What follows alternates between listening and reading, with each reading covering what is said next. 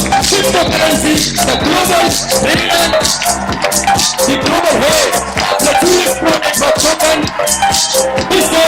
Happy Sheikh. So the stage is yours, Mr. Happy Sheikh on the stage. Thank you so much. Namaskar, Ram Ram, Adab, Assalamu Alaikum, and thank you so much for being here. ये crypto है क्या? Crypto currency क्या है? देखो सबसे पहले एक चीज समझो, सामान के बदले सामान पहले दिया जाता था। धीरे धीरे बहुत बड़ा प्रोसेस था जिसमें चमड़े के नोट आ गए, चमड़े के बाद अपना तांबे के, फिर पीतल के, धीरे धीरे करते पेपर करेंसी आई। पेपर करेंसी को भी न्यू टेक्नोलॉजी ने अडॉप्ट किया। And what is the new technology? That is plastic money, debit card and credit card. Debit card और क्रेडिट कार्ड को भी रिप्लेस किया डिजिटल मनी में। अब एक बात समझना, आज के समय में पेटीएम, गूगल पे, फोन पे, हम ये सब यूज कर रहे हैं कि नहीं कर रहे हैं? That all are digital money. ये डिजिटल मनी है, यानी कि बहुत बड़ा मॉडर्नाइजेशन हुआ। और आज जो सबसे बड़ा मॉडर्नाइजेशन हुआ वो करेंसी के अंदर, तो जो लेटेस्ट और जो बहुत बड़ा मॉडर्नाइजेशन निकल गया उसका नाम है क्रिप्टो करेंसी। क्रिप्टो करेंसी एक डिजिटल करेंसी है। 2009 के अंदर ये मार्केट के अंदर आई।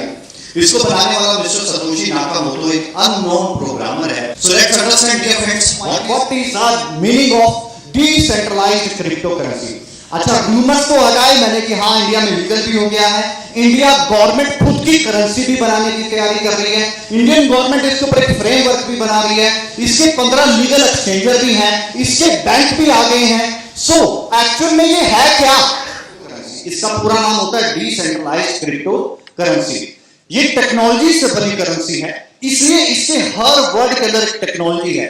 डिसेंट्रलाइज में भी एक टेक्नोलॉजी है, क्रिप्टो भी एक टेक्नोलॉजी है, currency is representing money. It's a combination of decentralised crypto currency. Let's understand what is the meaning of decentralised crypto currency. सबसे पहले समझते हैं क्रिप्टोग्राफी।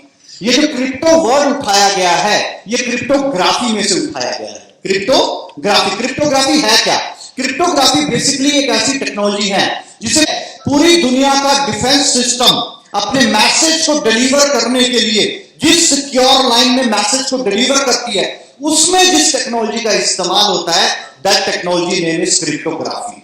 ये बहुत रिलायबल है, ट्रस्टेबल है, हैकेबल नहीं है। हैकर इसको कभी भी हैक नहीं कर सकता। इसीलिए इस टेक्नोलॉजी का इस्तेमाल किया जाता है क्योंकि ये हैक नहीं हो सकती, ब्रेक नहीं हो सकती। Most trustable, most secure technology है and the technology name is cryptography. इस क्रिप्टोग्राफी में से वर्ड को उठाया गया है decentralised crypto currency, crypto word के लिए। जब ऑडियो और टेक्स्ट को एक इनक्रिप्टेड फॉर्म में किसी को डिलीवर किया जाता है, और that science is cryptography. Example के तौर पे आज दिन तक 700 करोड़ की आबादी में एक भी ऐसा केस नहीं है जो ये कहते कि मेरा व्हाट्सएप हैक हो गया है। आज दिन तक एक भी बार किसी का व्हाट्सएप हैक नहीं हुआ। व्हाट्सएप को किसी ने वेब वर्जन पे चला लिया, वो एक अलग मैटर है, वो उसी ने अपना एक फंक्शन दे रखा है। किसी का व्हाट्सएप हैक नहीं हुआ। Reason cryptography, reason peer to peer. Peer to peer, अगर मैंने मैसेज अश्विनी जी को भेजा तो मेरा मैसेज मैं देख सकता हूं, और कौन देख सकता है? अश्विनी जी देख सकते हैं, और कोई भी नहीं देख सकता। पहली चीज वो एक इनक्रिप्टेड फॉर्म में गया। पीयर टू पीयर, या यूं समझ लो पर्सन टू पर्सन। मैंने जिस पर्सन को मैसेज दिया केवल मैसेज वही देख सकता है, कोई और अपना व्हाट्सएप खोल के ये चेक नहीं कर सकता मैंने क्या भेजा। सो पीयर टू पीयर, तो पीयर टू पीयर और क्रिप्टोग्राफी। और अभी जो गवर्नमेंट ने केस किया है वो इसलिए किया है क्योंकि व्हाट्सएप अब कह रहा है कि मैं आपका डेटा सेल करूंगा। आप जो मैसेज आप भेज रहे हो वो पीयर टू पीयर नहीं रहेंगे, वो इनक्रिप्टेड फॉर्म में नहीं रहेंगे, मतलब उसको कोई भी देख सकता है। तो क्या ऐसे मैसेज हम यूज करेंगे? करेंगे क्या? नहीं। और एलन मस्क ने, जो दुनिया का रिचेस्ट पर्सन है, मार्केट में आते ही बोला, क्या बोला? Use signal. सिग्नल की पॉपुलैरिटी बहुत ज्यादा बढ़ गई, वो इनक्रिप्टेड फॉर्म यूज करता है। टेलीग्राम वो भी पीयर टू पीयर और इनक्रिप्टेड फॉर्म यूज करता है। इसी तरीके से और भी कई एक्सचेंजर्स हैं। सो बेसिकली ये होता है क्रिप्टोग्राफी। थोड़ा बहुत समझ में आया क्रिप्टोग्राफी? ठीक है। पीयर टू पीयर टेक्नोलॉजी का एडवांस लेवल है, that's why we are calling peer to peer. इसलिए हम पीयर टू पीयर बोलते हैं। अदरवाइज आप पर्सन टू पर्सन भी बोलोगे तो वो भी चल जाएगा फॉर अंडरस्टैंडिंग। ठीक है।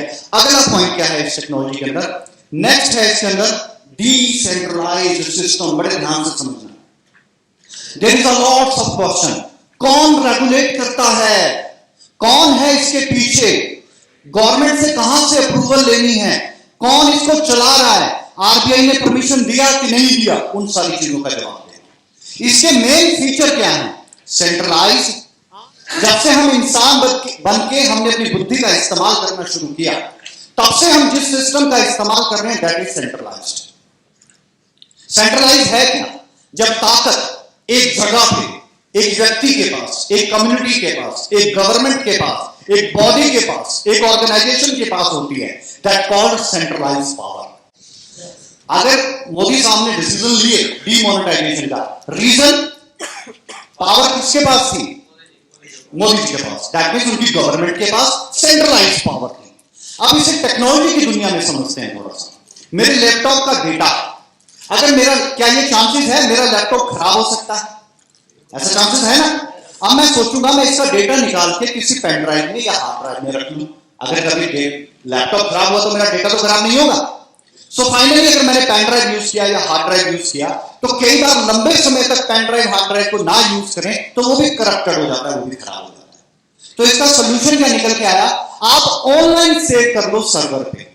अब ये जो सर्वर क्या है, यूट्यूब चलाते होंगे ऑलमोस्ट लोग सभी। यूट्यूब पे जो गाने हैं वो भी तो कहीं पे सेव है, वो भी तो कहीं 1 GB 2 GB कहीं पर वो भी तो सेव है गाने।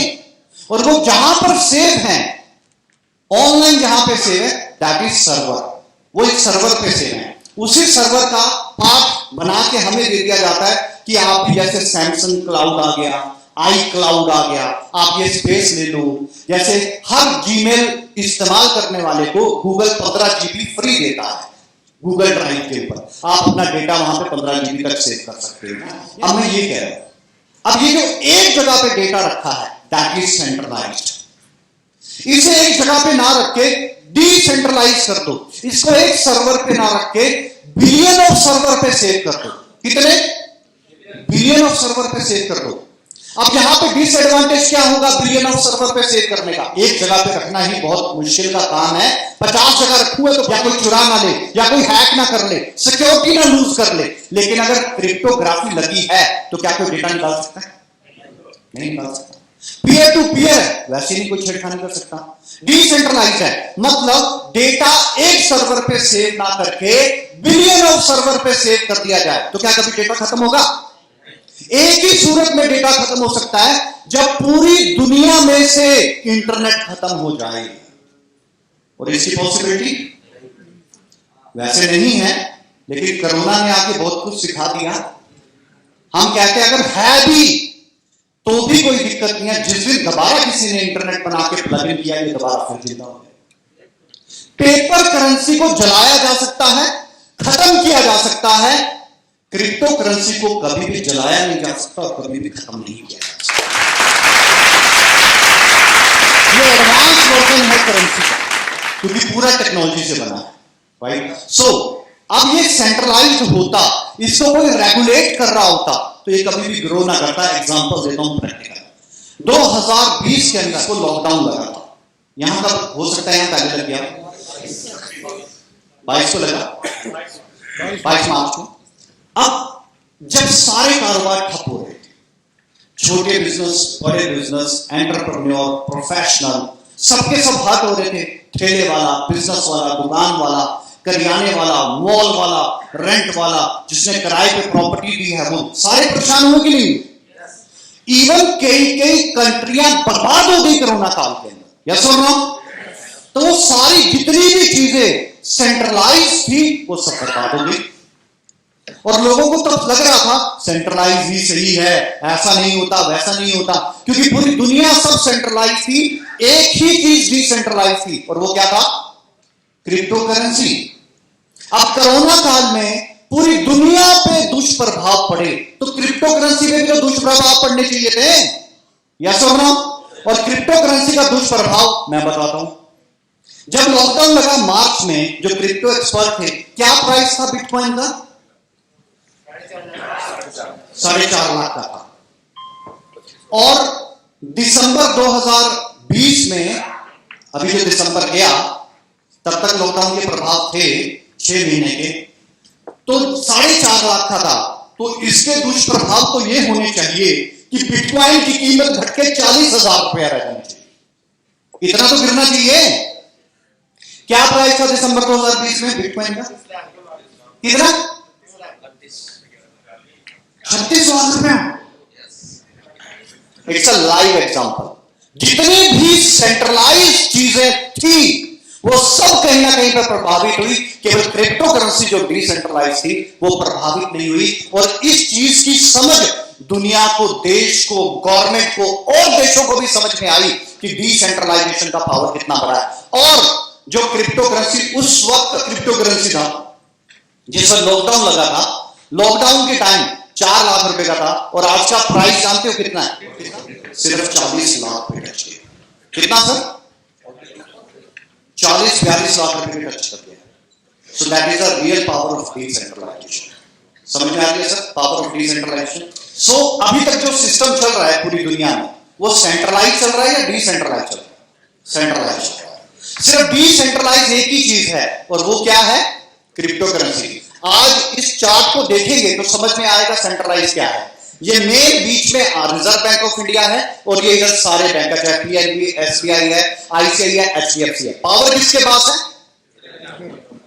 सारी अलग अलग, हर स्टेट में अलग अलग गवर्नमेंट हो जाए चाहे, लेकिन पावर किसके पास होगी? सेंट्रल गवर्नमेंट के पास होगी। तो यहां पर एक जगह पे पावर नहीं है, यहां पे कई जगह पे पावर है। अगर टेक्नोलॉजी की दुनिया में समझे तो एक जगह पे डेटा नहीं पड़ा, बिलियंस ऑफ सर्वर पे डेटा पड़ा। उस डेटा को खत्म करना एक किस्म से नामुमकिन है। अब ऐसी चीज से बनाया गया है क्रिप्टो करेंसी को। That's why they word use decentralised. समझ में आई बात? कंप्लीट डिसेंट्रलाइजेशन ही इसका मेन प्रोटोकॉल है और इसी प्रोटोकॉल के ऊपर हमें काम करना चाहिए। सो क्रिप्टोग्राफी क्या होती है? समझ में आई क्रिप्टोग्राफी? यस और नो? दूसरी चीज डिसेंट्रलाइजेशन और तीसरी चीज that is the currency. Currency is representing money. So it's a combination of decentralized cryptocurrency. I hope so थोड़ा बहुत समझ में आया। And the next one is very much important. That is blockchain. ये वो टेक्नोलॉजी है, इससे आगे अभी कोई टेक्नोलॉजी नहीं बनी। और इसके बारे में ये बताया जाता है कि जिस भी फील्ड में, जिस भी क्षेत्र में, जिस भी जगह पर ब्लॉकचेन को इंप्लीमेंट कर दिया जाए वहां पर स्कैम का रेशियो 0 हो जाएगा। There is no space for scam.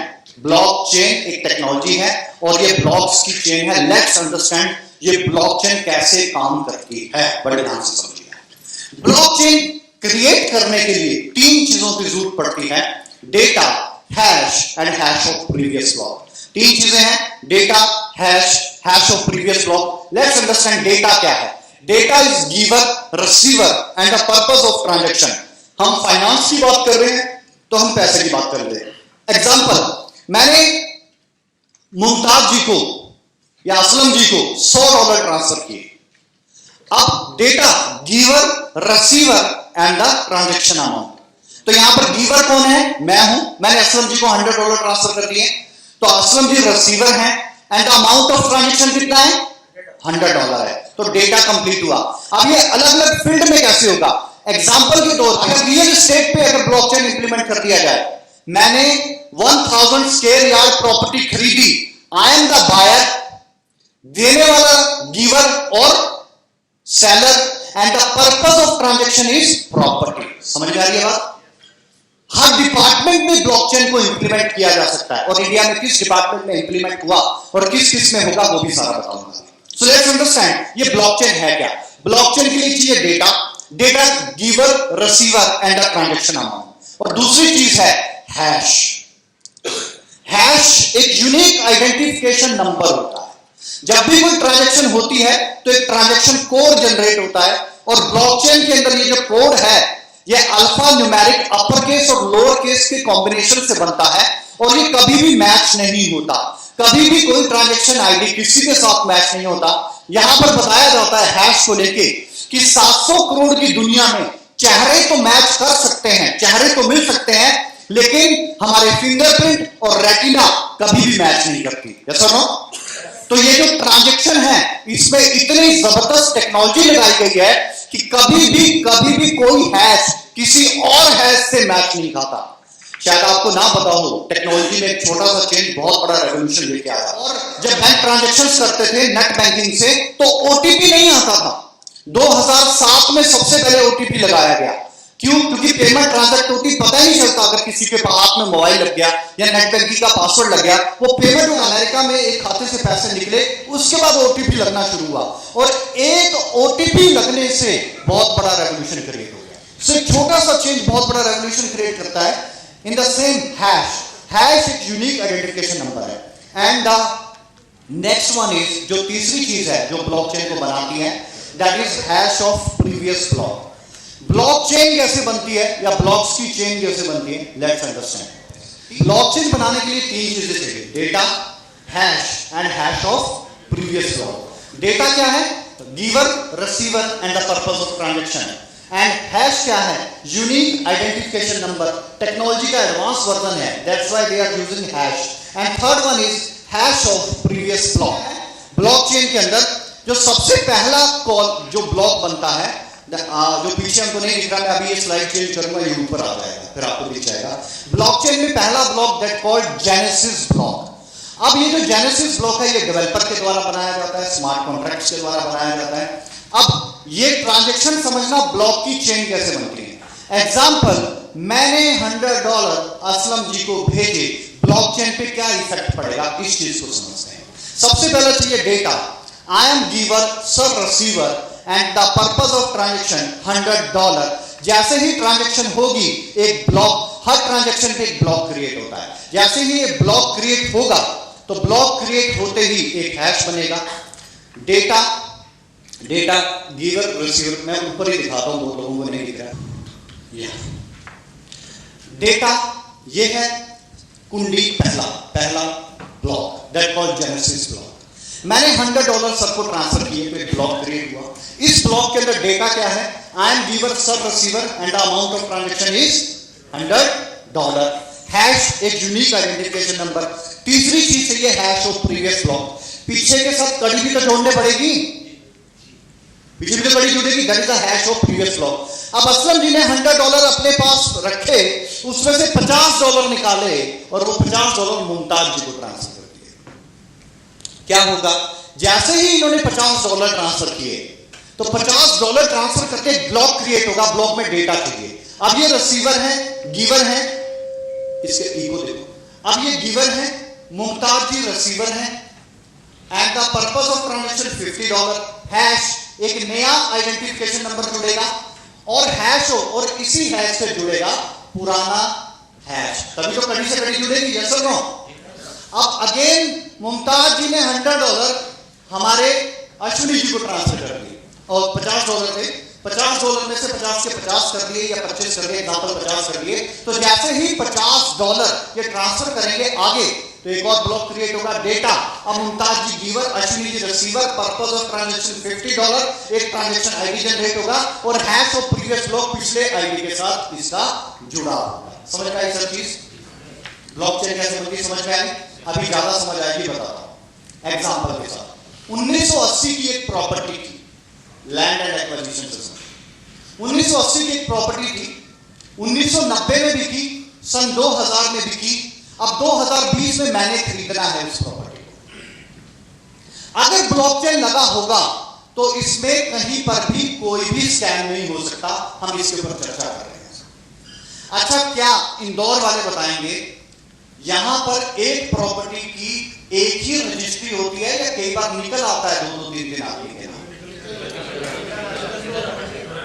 सबसे पहले हमारे दादाओं और परदादाओं के नाम थी, तब तो रजिस्ट्री नहीं थी साहब, नहीं थी ना।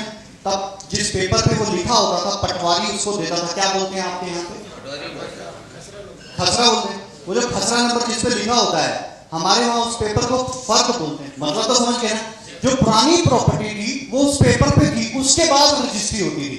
वो जो पुरानी प्रॉपर्टी का जो खजाना है, वही जेनेसिस ब्लॉक है। पहली बार ये प्रॉपर्टी बिकी 1980 में। अब सर ध्यान, जब ये प्रॉपर्टी बिकेगी, तो डेटा बेचने वाला ये भाई था, लेने वाला मान लो मैं ही था या कोई और था, और 1 बीघा लैंड की हैश एक यूनिक आइडेंटिफिकेशन नंबर, या यूं मानो कि जब रजिस्ट्री हुई तो रजिस्ट्री नंबर जनरेट हो गया।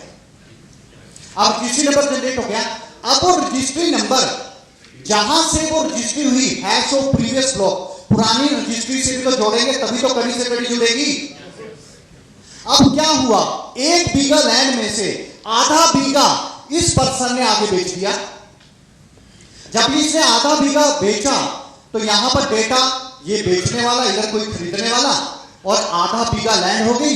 हैश एक नया आइडेंटिफिकेशन कोड जुड़ गया, हैश ऑफ प्रीवियस ब्लॉक, पुरानी रजिस्ट्री का नंबर भी तो जोड़ेंगे, तभी तो ब्लॉक से ब्लॉक जुड़ेगा।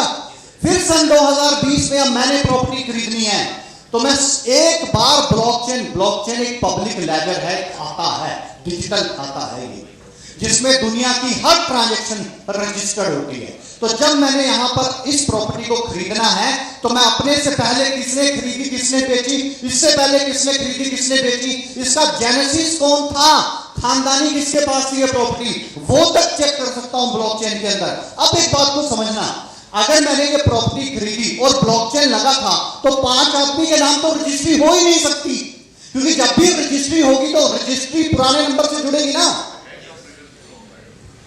Hash of previous block, registry of previous number.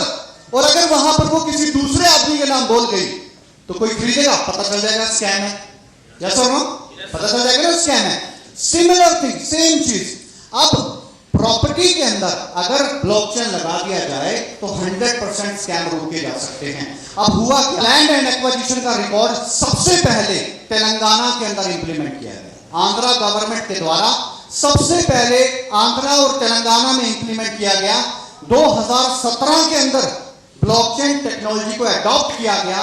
नतीजा ये हुआ, 2020 तक पहुंचते पहुंचते 95% लैंड एंड एक्वाजिशन के स्कैम खत्म हो गए। 95% स्कैम खत्म। वो जो 5% जुगाड़ बच गया वो भी जल्दी हो जाए। समझ में आई सब चीज, ब्लॉकचेन समझ में आई। So data, hash of previous block, 3 चीजों से ब्लॉकचेन बनता है। ऐसे ही बैंक में जाते हैं, वहां एक वैलिडेटर बैठा होता है, वैलिडेटर जो आपकी फोटो देख के बोलता है हाँ ये वही आदमी है जो पैसा निकलवाने आया है, और फिर एक साइन भी चेक करता है, ये साइन इस चेक से मिल रहे कि नहीं मिल रहे। ऐसा होता है कि नहीं होता है, उसको वैलिडेटर बोलते हैं।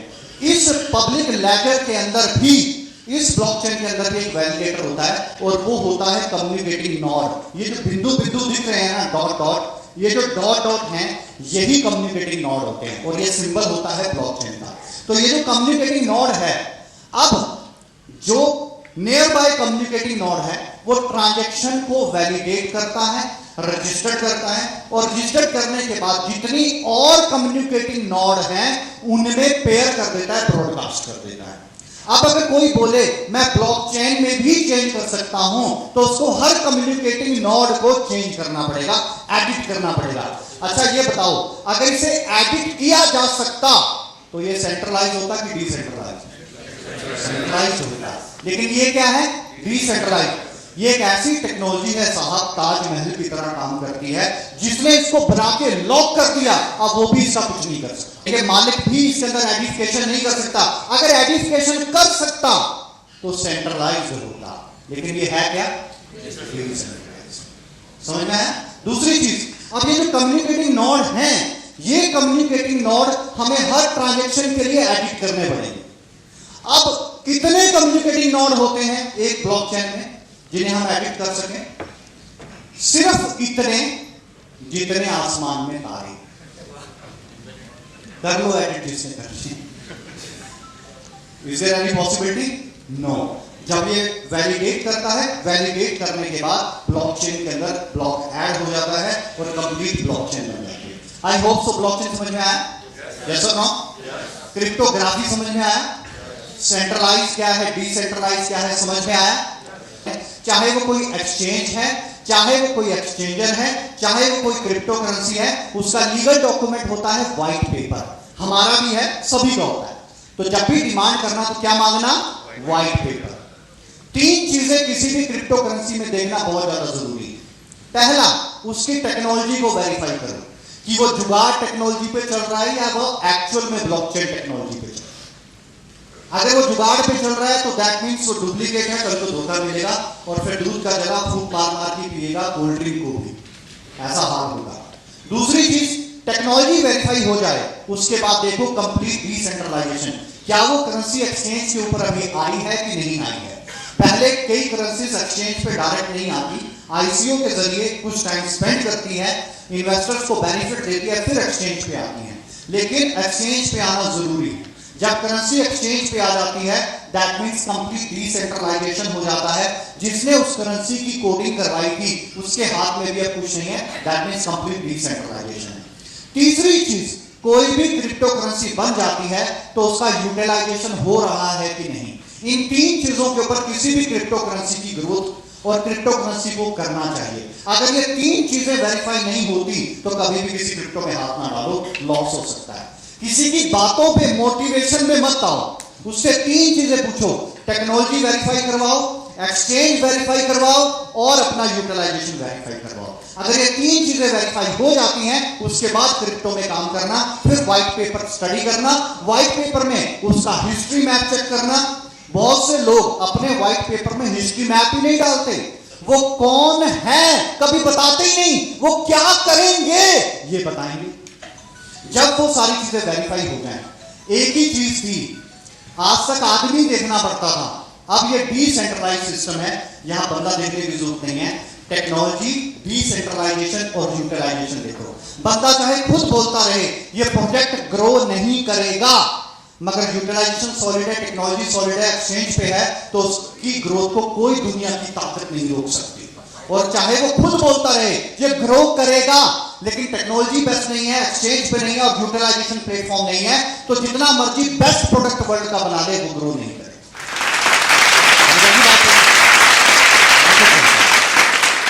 अब ये जो ट्रांजैक्शन कम्युनिकेटिंग नोट करते हैं, इतना टाइम लगता है इन ट्रांजैक्शन को बताने में, तो 20 मिनट लगा ब्लॉकचेन समझाने में, लेकिन ब्लॉकचेन में ट्रांजैक्शन होने में इतना टाइम। ये जो डॉट्स देख रहे हैं ऑल आर ट्रांजैक्शन, पूरे वर्ल्ड वाइड ट्रांजैक्शन चल रही है। Now come to the point, bitcoin. ये बिटकॉइन क्या बला है?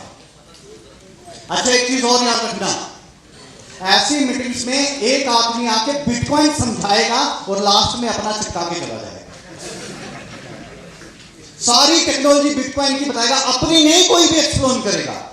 और फिर किसकी गलती, हमारी है उसकी? वो जो करने आया था वो कर गया। समझ रहे हैं ना बात को? बिटकॉइन एक क्रिप्टो करेंसी है, इसलिए समझा रहा हूं, वरना अदरवाइज अभी तक सिर्फ और सिर्फ प्रोजेक्ट ही समझा, अभी तक एलपीएनटी की भी मैंने कोई बात नहीं की। सो लेट्स अंडरस्टैंड बिटकॉइन क्या है। बिटकॉइन वर्ल्ड की सबसे पहली क्रिप्टो करेंसी है। बिटकॉइन भी एक टेक्नोलॉजी से बनी करेंसी है। इसे समझते हैं क्या है। बिट इज अ कंप्यूटर किसने सीखा? सबने। सबसे पहले लैंग्वेज सिखाई जाती कंप्यूटर की। कंप्यूटर की इनपुट लैंग्वेज और आउटपुट लैंग्वेज है 101010। यस और no? That called binary. Bit and coin is a combination of Bitcoin. Bit is the smallest unit of technology. Bit is basically smallest unit of technology. First जो 10 है उसको bit कहते हैं, then 1010 को nibble कहते हैं, then KB, then MB और MB के बाद GB, that is a gigabyte, जैसे हम कहते हैं 2 GB data, 10 GB data, then TB, terabyte, 1 terabyte में 999 GB होते हैं। समझ में आ गया सर बात? So bit is the smallest unit of technology and coin is representing money, पैसा. So it's a combination of technology and currency that called Bitcoin. So Bitcoin के बारे में सबको लोगों को भी थोड़ा वो नाम सुना है, कईयों ने अधूरा सुना है। कई लोग ये पूछते हैं इसका रेट क्यों बढ़ रहा है, हमें तो ये धोखा ही लगता है, छलावा ही लगता है। चलो अंडरस्टैंड करते हैं ये क्रिप्टो करेंसी में बिटकॉइन का रेट क्यों बढ़ रहा है। घबराना मत, हाथ रख लो दिल पे। 2010 में जिसने 1 लाख रुपए के बिटकॉइन लिए थे, 2020 में सिर्फ 600 करोड़ बने।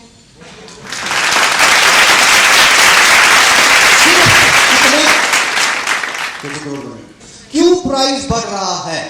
देखो, रिजर्व बैंक ऑफ इंडिया जब नोट छापने पे आता है तो क्या अपनी मर्जी से छापता है? ऐसे तो वो 1-1 करोड़ छाप के सबकी पॉकेट में डाल देगा। आप उन सारे करोड़पति कुछ करने की जरूरत नहीं। कोई प्रोटोकॉल तो है करेंसी छापने का। क्या चाहिए उस करेंसी के अगेंस्ट? गोल्ड चाहिए। जितना gold reserve bank of India के पास होगा उतनी ही वो करेंसी चाहता है। यस और नो? यही चल रहा है ना? अब समझना, क्रिप्टो में भी प्रोटोकॉल है। कितनी क्रिप्टो आप बना सकते हो उसका एक आपके पास पैरामीटर है।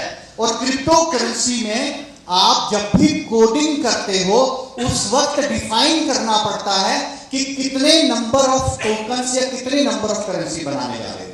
जैसे बिटकॉइन का जब बनाया गया तो इसका प्रोटोकॉल पहले दिन बनाया गया कि नंबर ऑफ बिटकॉइन टोटल बनेंगे 2 करोड़ 10 लाख। कितने? 2 करोड़ 10 लाख। ना एक ज्यादा ना एक कम। अगर ज्यादा बन गया तो ये तो फिर सेंट्रलाइज हो गया, अगर कम बन गया ये तो भी सेंट्रलाइज हो गया। कोई चेंज नहीं है। 2 करोड़ 10 लाख का मतलब 2 करोड़ 10 लाख ही बनेंगे। ये इसका पहले प्रोटोकॉल है।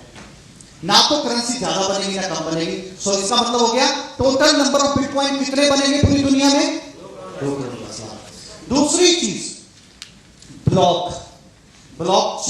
ब्लॉकचेन का ब्लॉक। एक ब्लॉक बनने का जो टाइम बताया वो 10 मिनट बताया गया।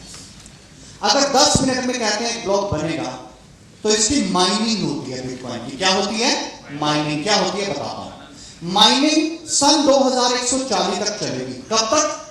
2140 तक। चल क्या रहा है? 2021। आज से 120 साल और चलेगी माइनिंग। पता नहीं आप होंगे, पता नहीं मैं होऊंगा, लेकिन माइनिंग होगी। ये टेक्नोलॉजी। अब माइनिंग क्या चीज है ये समझते हैं तो ज्यादा इंटरेस्ट बनेगा। माइनिंग इलेक्ट्रॉनिक मशीनें हैं जिनको माइनर बोलते हैं, और इन माइनर्स को लगाया जाता है कंप्यूटिंग पावर के साथ। और कंप्यूटिंग पावर के साथ जब ये माइनर अटैच होते हैं तो इनके बीच में एक पजल होता है। उस पजल को वो सॉल्व करते हैं और ब्लॉक बनता है। जब वो सॉल्व कर देते हैं तो सॉल्व करने पे एक रिवॉर्ड मिलता है, और वो रिवॉर्ड सिमिलर करेंसी में मिलता है। अगर बिटकॉइन की माइनिंग हो रही है तो रिवॉर्ड किसमें मिलेगा? बिटकॉइन। किसी और करेंसी की माइनिंग हो रही है तो किसी और करेंसी में। अब ये जो बिटकॉइन की माइनिंग है इसके लिए माइनिंग प्लांट लगाए जाते हैं। अब माइनिंग प्लांट कितने बड़े होते हैं? जितना बड़ा हमारा शहर है इतने बड़े बड़े माइनिंग प्लांट लगाए जाते हैं। अच्छा, ये तो आपको पता ही होगा कि जब भी इलेक्ट्रॉनिक मशीन में से करंट निकलता है तो हीट प्रोड्यूस होती है कि नहीं होती? और वो जो हीट प्रोड्यूस, आपने देखा होगा एटीएम में एसी लगा होता है। क्यों लगा है? क्योंकि वहां पर हीट प्रोड्यूस होगी। जहां पर भी इलेक्ट्रॉनिक मशीन है वहां पर हीट प्रोड्यूस होगी। सो ये जो माइनिंग प्लांट है, बिजली का खर्चा बच जाए इसलिए ठंडे एरिया में लगाए जाते हैं। और वो ठंडे एरिया आइसलैंड, साइबेरिया, कनाडा का ठंडा एरिया, अमेरिका का ठंडा एरिया, चाइना का, जापान का, ऐसी जगह खरबों रुपया नहीं खरबों डॉलर इन्वेस्ट करने के बाद माइनिंग प्लांट लगते हैं बिटकॉइन के। ये जितने भी बिलियंस ऑफ डॉलर का माइनिंग प्लांट है इसमें से जो प्रोडक्ट निकलता है, प्रोडक्ट क्या है? बिटकॉइन। ये जितना भी बिलियंस ऑफ डॉलर का इन्वेस्टमेंट है उस प्लांट में, वो पूरा कहां से किया जाएगा? कहां से होगा? उस प्रोडक्ट से ही होगा ना। और वो प्रोडक्ट चाहे बिटकॉइन है चाहे कुछ भी है। आप ध्यान से समझना। सो प्रोटोकॉल था कि पहले 2 करोड़ 10 लाख बनेंगे। सन 2140 तक इसकी माइनिंग चलेगी। और बताया गया कि ब्लॉक सॉल्विंग जो रिवॉर्ड है एक फिक्स अमाउंट जो है वो बिटकॉइन में मिलेगा। और सबसे इंपॉर्टेंट चीज कि जब भी 2,16,000 ब्लॉक सॉल्व हो जाएंगे, ज्यादा टेंशन न लगाना दिमाग पे टेक्नोलॉजी टेक्निक्स में, बस यूं समझ लो 10 मिनट में एक ब्लॉक बनता है। 2,16,000 ब्लॉक बनने में 4 साल। कितने सर? 4 साल। बताया गया कि जब भी 4 साल या 2,16,000 ब्लॉक सॉल्व हो जाएंगे तो बिटकॉइन में हाफिंग होगी। क्या होगा सर? हाफिंग होगी। अगर पहले बिटकॉइन 100 बनते थे तो 4 साल बाद कितने बनेंगे? 50 बनेंगे। बिलियंस ऑफ डॉलर का इन्वेस्टमेंट वही है। 100 साल तो एक लैपटॉप भी नहीं चलता कि चलता है? तो खुद देखो कितना बड़ा इन्वेस्टमेंट है। मशीन्स भी चेंज होनी है, ब्रेक डाउन होना है, मैन पावर भी चाहिए, है ना, और रिक्वायर्ड इलेक्ट्रिसिटी भी चाहिए, बहुत कुछ चाहिए। सो बिलियंस ऑफ डॉलर का इन्वेस्टमेंट के बाद हाफिंग होगी। तो पहले 100 बनते थे, अब कितने बनेंगे? 50। और फिर 4 साल बाद हाफिंग होगी, फिर कितने बनेंगे? 25। फिर हाफिंग होगी, कितने बनेंगे? ऐसे ही 12.5। ऐसे करते करते करते करते जब सन 2140 आएगा तो लास्ट बिटकॉइन बनेगा। बिटकॉइन कब बनेगा? सन 2140 में। ऐसे ही हाफिंग करते करते करते करते करते करते करते। अब ध्यान से समझना, बिटकॉइन का प्राइस क्यों गिरेगा? पहली चीज, वर्ल्ड की सबसे मोनोपोली वाली करेंसी कौन सी है जो हर कंट्री की मजबूरी है यूज करना? US dollar. 1920 में $1 का $1 था। आज $1 में अपन 75-76 रुपए के हैं। यस और नो? तो अपन बढ़े या घटे?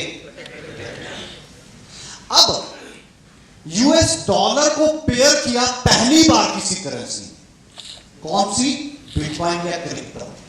जितने काम यूएस डॉलर से, अब पूरे वर्ल्ड वाइड सारे काम यूएसडी से, एक्सपोर्ट इंपोर्ट, जितना भी इंपोर्ट है, जितना भी एक्सपोर्ट है, जितना भी आ रहा है, सब यूएस डॉलर में आ रहा है। अब वो जो यूएस डॉलर में है, अगर यूएस डॉलर को कहीं ना कहीं पे ये कवर कर रहा है क्रिप्टो करेंसी, तो जहां यूएस डॉलर चलता है वहां क्रिप्टो चलना शुरू हो गया। तो क्रिप्टो का वर्थ बनेगा या यूएस डॉलर का वर्थ? एक लॉजिक समझ में आ रहा है? बैंक में भी हो गया, यही नहीं कि बोलने में हो गया, जेपी मॉर्गन में हो गया, कई बैंक्स ने इसको पेयर कर दिया, नेस्डेक ने पेयर कर दिया। अब समझना एक बात। अब एग्जाम्पल से जल्दी समझ में आ जाता है। ये पानी की बोतल मान लो हिमाचल की वादियों में या कहीं पर लगाई गई एक फैक्ट्री, उसका इन्वेस्टमेंट लगाया गया 100 करोड़ रुपए का। ध्यान से समझो, 100 करोड़ रुपए की इन्वेस्टमेंट करके 100 बोतल महीने की बनाई जाती है। यानी कि मंथली कितना बनाया जाता है? 100 बोतल। एक बोतल की कीमत $100 है। कितनी साहब? अब जो 100 करोड़ रुपए का इन्वेस्टमेंट मैंने फैक्ट्री पे किया, पूरा तो मैं पानी बेच के ही करूंगा। अब समझना बात, 4 साल के बाद मेरे नेचुरल पानी का सोर्स कम हो गया। अब जो मैं 100 बोतल बना रहा था महीने की पानी की, अब वो बोतल बन रही है 50। तो जब 100 बोतल थी तो पानी की बोतल की कीमत $100 थी, और अब बन रही है 50। तो पानी की बोतल की कीमत कितनी होगी? $50। 200 क्यों? ये डबल क्यों होगा? क्वांटिटी कम रेट ज्यादा। क्वांटिटी कम हो गई, रेट ज्यादा। डिमांड एंड सप्लाई का रोजा बढ़ गया क्या सर? अब अगर ठीक 4 साल के बाद और नेचुरल पानी का सोर्स कम हो गया, अब 50 की जगह 25 बोतल बन रही है, तो अपनी बोतल की कीमत कितनी? अपन पहले पानी का ही धंधा कर लेते हैं, इसमें भी ग्रोथ बढ़ जाती है। अब समझना, अब जितना बिलियंस ऑफ डॉलर का इन्वेस्टमेंट लगा के एक माइनिंग प्लांट लगाया जाता है, और वो बिलियंस ऑफ डॉलर का इन्वेस्टमेंट का जो प्रोडक्ट बनता है वो बिटकॉइन बनता है। तो पहले बिलियंस ऑफ डॉलर का इन्वेस्टमेंट था, तो बिटकॉइन ज्यादा बन रहे थे, फिर 100 बने, फिर 50 बने, अब 25 बन रहे हैं, लेकिन इन्वेस्टमेंट तो वही है। अब लास्ट बिटकॉइन बनाने के लिए भी मुझे 100 करोड़ ही लगाने पड़ेगा। 100 करोड़ लगा पड़ा है, मतलब बिलियंस ऑफ डॉलर। अब बिलियंस ऑफ डॉलर की इन्वेस्टमेंट के बाद प्रोडक्ट निकल के आया एक बिटकॉइन। अब वो बिलियंस ऑफ डॉलर की इन्वेस्टमेंट किससे पूरी करूंगा? एक बिटकॉइन। यस और नो? समझ में आ गई बात? तो जब बिटकॉइन मार्केट में आया, $2 का था, $6 का था, इधर से माइनिंग और हाफिंग होती गई, बिटकॉइन की कीमत $20, $50, $100, $1000, फिर डॉलर्स में आ गई। 2015 में $10,000 का, फिर $60,000 का, 2020 में $30,000 का, और 2021 की शुरुआत में बिटकॉइन $42 लाख का हो गया। और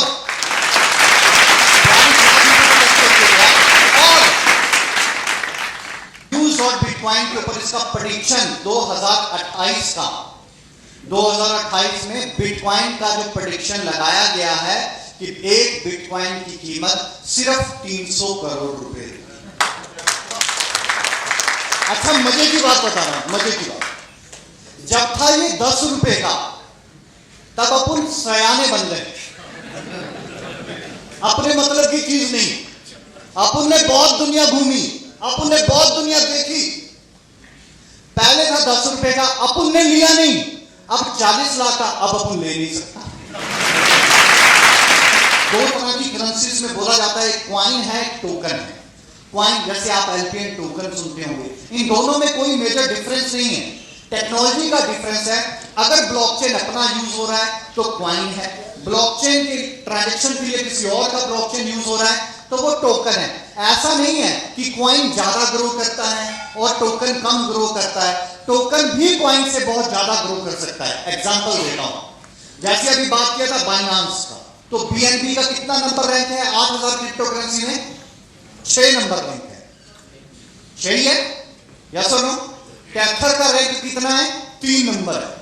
कैथर 80 नंबर पे आता है, यानी कि, और ये दोनों कैथर और बीएनबी ये ERC-20 है, सिमिलर, हमारी भी टेक्नोलॉजी वही है। सबसे पहले मैंने क्या बोला क्रिप्टो में देखने के लिए?